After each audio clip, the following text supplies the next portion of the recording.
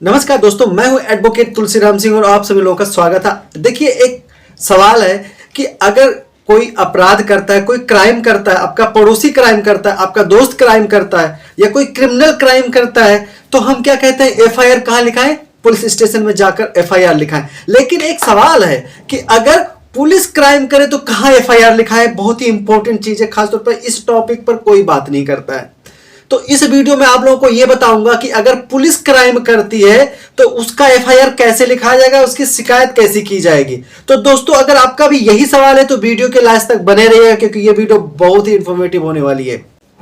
दोस्तों देखिए, मामला यूपी का है, तो वहीं से शुरू करते हैं। यूपी का है, जहां पर होता क्या है, इसमें सत्येंद्र पाल नामक एक व्यक्ति होता है जिसकी हत्या कर दी जाती है। पुलिस इन्वेस्टिगेशन करने आती है तो सबसे पहले क्या करती है, सत्येंद्र पाल का यानी कि जो मृतक होता है इसमें, उसके बच्चे को ही उठा लेती है पुलिस और अरेस्ट करके लेके जा रही होती है। लेकिन अब चूंकि जो मृतक का बेटा होता है वो एडवोकेट होता है, अब वो पुलिस के साथ चल देता है। जब पुलिस उसको लेके जाती है तो पुलिस उनको ले जाकर इन्वेस्टिगेशन करने के लिए जाती है, जहां से कुछ सामान रिकवरी होता है। तो चूंकि जो आवेदक होता है, यानी कि जो हाई कोर्ट में याचिका डालता है, यानी मृतक का जो बेटा होता है, वो जब पुलिस उसको लेके चलती है तो वो रिकॉर्डिंग शुरू कर देता है कैमरे के साथ में, और जहां जहां लेके जाती है रिकॉर्डिंग करता रहता है। लेकिन काफी ज्यादा रिकॉर्डिंग होने के बाद में रिकवरी भी, बहुत सारी चीजें रिकवरी होती है। उसके बाद में होता यह है कि पुलिस को पता चलता है कि हम जो इन्वेस्टिगेशन कर रहे हैं इसकी रिकॉर्डिंग हो रही है। फिर वह व्यक्ति क्या करता है, रिकॉर्डिंग जारी रखता है। पुलिस क्या करती है, रिकॉर्डिंग को बंद करवा देती है, और रिकॉर्डिंग को बंद करवाने के बाद में मृतक के बेटे का कैमरा छीन लेती है, और उसके साथ में 2-4 लोग और होते हैं। सबको बंधक बनाकर पुलिस अपनी पुलिस वैन में सबको भर लेती है और लेके चलती है। उनका इरादा यह होता है कि इनको ले जाकर एक नहर होती वहां पास में फेंक देंगे या वहीं उतार देंगे, जो भी कुछ होता है। अब चूंकि पुलिस होती है तो भाई पुलिस का शिकायत तो पुलिस स्टेशन में नहीं किया जा सकता है। तो चूंकि जो इसमें मृतक का बेटा होता है, एडवोकेट होता है, वो सीधे मजिस्ट्रेट के पास जाता है। तो आप लोगों को बताना चाहूंगा, मजिस्ट्रेट के पास जाने के लिए जो प्रावधान है वो क्या है। अगर आपको पुलिस की शिकायत करनी है तो आपको कहां करनी है, जैसे कि मैंने आप लोगों से बताया था। तो अगर आपको पुलिस की शिकायत करनी है तो आप मजिस्ट्रेट के पास में कर सकते हैं। तो जो वकील साहब होते हैं, यानी कि जो मृतक का बेटा होता है, वो सीधे मजिस्ट्रेट के पास जाता है। मजिस्ट्रेट के पास जाने का क्या प्रावधान है, तो सीआरपीसी की धारा 156(3) के तहत आप मजिस्ट्रेट के पास जा सकते हैं और एफआईआर करवा सकते हैं। लेकिन ध्यान रहे, 156(3) को उस जगह पे यूज करना होता है जहां पे कॉनिजबल ऑफेंस हुआ है, यानी संगीन अपराध हुआ है। एक छोटे मोटे अपराध के लिए आप 156(3) का सहारा नहीं ले सकते हैं।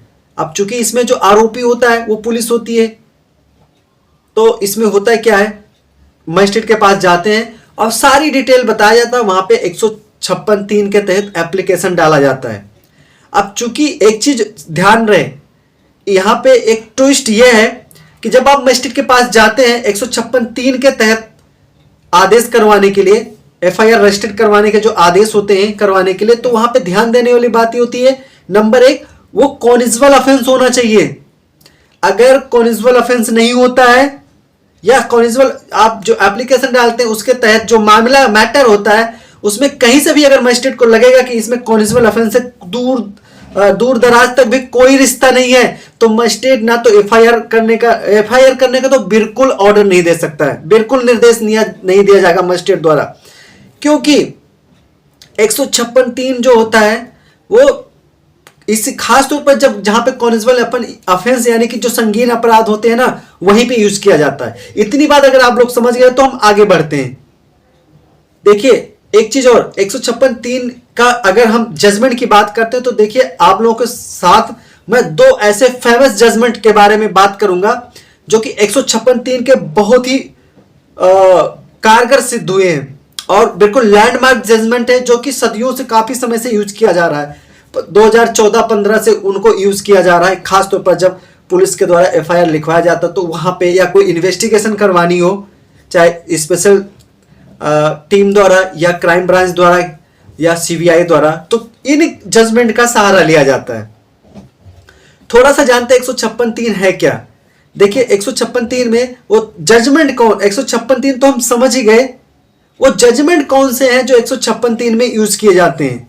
नंबर 1 2014 का सुप्रीम कोर्ट का जजमेंट है जिसमें ललिता कुमारी वर्सेस स्टेट ऑफ यूपी 2014 का लैंडमार्क जजमेंट है सुप्रीम कोर्ट का, जिसमें गाइडलाइन बनाई गई थी कि देखिए फर्स्ट ऑफ जो पुलिस होती है वो एफआईआर लिखने से मना नहीं कर सकती है। हाँ, अगर उसको लगता है कि अपराध, एफआईआर लिखे इन्वेस्टिगेशन करे, और अगर उसको लगता है, उसमें गाइडलाइन बनाई गई थी, उसको लगता है कि नहीं जो एफआईआर में लिखा गया था एक्चुअल में वो अपराध नहीं हुआ, तो सेकंड एफआईआर भी लिख सकती है।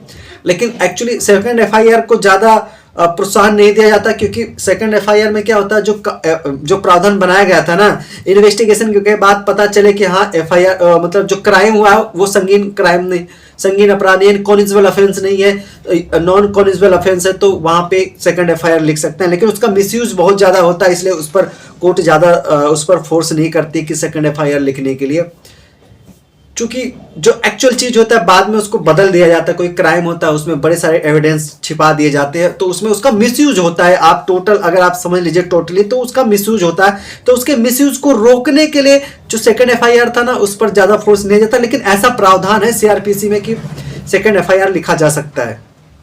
आगे बढ़ते हैं, तो देखिए जो ललिता कुमारी था उसमें एक छोटी सी बच्ची होती है जो काफी समय से गायब होती है। अब चूंकि इसमें पुलिस के द्वारा एफआईआर भी नहीं लिखा जाता है, थोड़ा सा समझते हैं, बहुत ज्यादा समझेंगे, पूरा विस्तार से समझेंगे तो वीडियो बहुत ज्यादा बड़ी हो जाएगी और शायद आप लोग उबने लगेंगे।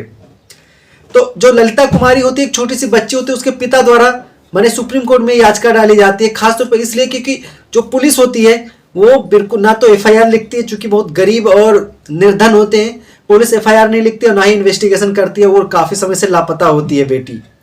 तो इसमें गाइडलाइन बनाया गया था।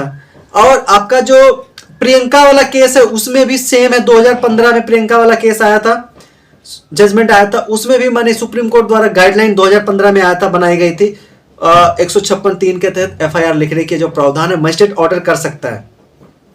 अब चूंकि जिस केस की मैं बात कर रहा था, आप ये दो जजमेंट समझ गए। इसके बाद एक सकीरी वासु करके ना बहुत ही फेमस जजमेंट है, सुप्रीम कोर्ट का जजमेंट है, उसमें भी इन्वेस्टिगेशन और एफआईआर से रिलेटेड गाइडलाइन बनाई गई थी। तो ये तीनों जजमेंट ऐसे हैं जो 156(3) में कोई भी व्यक्ति यूज कर सकता है। ये चीज समझ गए। अब आगे बढ़ते हैं। अब चूंकि जो मेरा वाला केस था, जिस केस की अभी हम बात कर रहे थे, जिसमें किसी व्यक्ति की हत्या हो जाती है, सत्येंद्र पाल की हत्या हो जाती है, और हत्या होने के बाद में पुलिस क्या करती है, उसके बेटे को ही उठा के अपने साथ लेके चल देती है, अरेस्ट कर लेती है। अब चूंकि जब ये चीज तो आप समझ गए, जब उसको अरेस्ट कर लेती है तो फिर 156(3) के तहत सुप्रीम कोर्ट के ललिता कुमारी वर्सेस स्टेट ऑफ यूपी 2014 और प्रियंका श्रीवास्तव व अन्य बनाम यूपी राज 2015, इन सभी जजमेंट पर भरोसा करते हुए माने सुप्रीम कोर्ट जो निर्देश देती है उनको पालन करते हुए मजिस्ट्रेट के पास जाते हैं। तो मजिस्ट्रेट को लगता है, क्योंकि सारी दलीलों को सुनने के बाद में मजिस्ट्रेट एफआईआर लिखने का निर्देश न देते हुए सीधे पहले इन्वेस्टिगेशन करने को, पुलिस को इन्वेस्टिगेशन करने का निर्देश दिया जाता है मजिस्ट्रेट द्वारा और मजिस्ट्रेट के निगरानी में। लेकिन जो आवेदक होता है वो वहां पे संतुष्ट नहीं होता है, और चूंकि ट्रायल कोर्ट के जो उसका निर्देश होता है, उसका जो फैसला उसके अगेंस्ट ऑर्डर होता है, उसके अगेंस्ट माननीय इलाहाबाद हाईकोर्ट में एक याचिका डाला जाता है। इलाहाबाद हाईकोर्ट के विद्वान जस्टिस अनीश कुमार गुप्ता की खंडपीठ द्वारा केस की सुनवाई किया जा रहा होता है।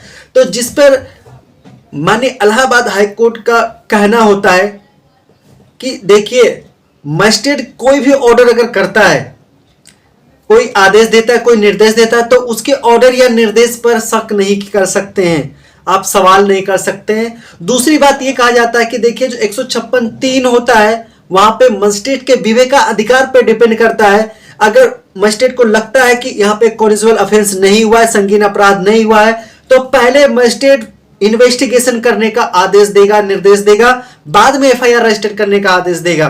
और चूंकि इस केस में ऐसा ही कुछ होता है कि वहां पे मजिस्ट्रेट को कहीं से भी कोई कॉग्निजेबल ऑफेंस होने का शंका नहीं दिखता है, इसलिए मजिस्ट्रेट सबसे पहले इन्वेस्टिगेशन करने का आदेश देता है, निर्देश दिया जाता है मजिस्ट्रेट द्वारा। उसके बाद में उनको लगे, चूंकि ऐसा प्रावधान है और साथ में कहा भी जाता है इलाहाबाद हाईकोर्ट द्वारा कि मजिस्ट्रेट के ऑर्डर पर या निर्देश पर शक नहीं किया जा सकता है, चूंकि ये मजिस्ट्रेट के विवेक का अधिकार भी दिया जाता है। 156(3) मजिस्ट्रेट को शक्ति देता है, पावर देता है, अपने विवेकाधिकार का भी उपयोग कर सकते हैं।